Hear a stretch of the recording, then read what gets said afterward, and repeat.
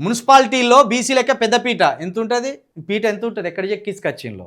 ఏ వడ్రంగి దగ్గర చెక్కించుకొచ్చింలో పీట? మరి పెద్ద పీటే, చాలా పెద్ద పీటిగా.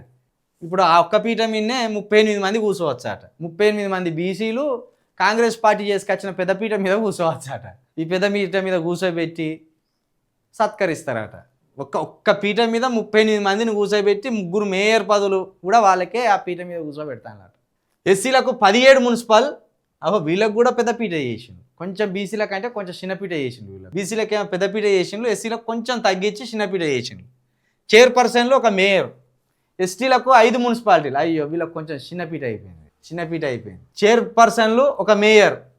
డెడికేటెడ్ కమిషన్ నివేదిక ప్రకారం బీసీ రిజర్వేషన్లు ఖరారు.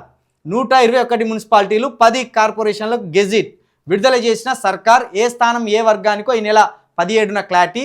20 తర్వాత ఎన్నికల షెడ్యూల్ ప్రకటించే ఛాన్స్. కాదు, 38 చైర్పర్సన్లు అన్నారు కదా, మొత్తం 121 మున్సిపాలిటీలు ఉన్నాయి కదా.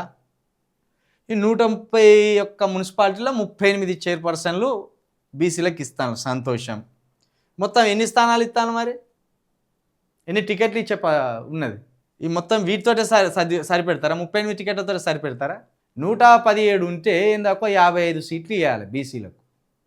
సరే, ఇప్పుడు ఈ చైర్పర్సన్లు ఇచ్చి సప్పట్లు కొడతాను కదా, ఈ చైర్పర్సన్ల మీద ఎవరు ఉంటారు? చైర్పర్సన్ల మీద ఎవరు ఉంటారు? పై అధికారులు ఎవరు? కింద ఉన్న ఆ ఎన్నికల్లో, స్థానిక సంస్థల ఎన్నికల్లో 4 టికెట్లు ముఖాన వరేసి మీకు ఇచ్చినాం అని వెలుగు పేపర్ లాంటి పేపర్ తోటి డబ్బా కొడతాను. ఎమ్మెల్యేలు ఎవరికి ఎక్కువ ఇస్తాను? ఎంపీలు ఎవరికి ఎక్కువ ఇస్తాను? కావాల్సిన సీట్లు ఇవి కదా, అసెంబ్లీలో కదా కావాల్సింది. అసెంబ్లీ స్థానాలు పెరగాలి బీసీలకు. 20 నుంచి 60కి రావాలి బీసీల స్థానాలు. 119 స్థానాలకు 60 స్థానాలు బీసీలకే రావాలి. 19 నుండి 30 ఎస్సీలకు రావాలి. మిగతాయి ఎస్టీలే ఉన్నాయి, వాళ్ళవి తీసుకొని ఏమైనా మిగిలితే ఓసీ కులాలకు 1-2 పంచాలి. అది సామాజిక న్యాయం.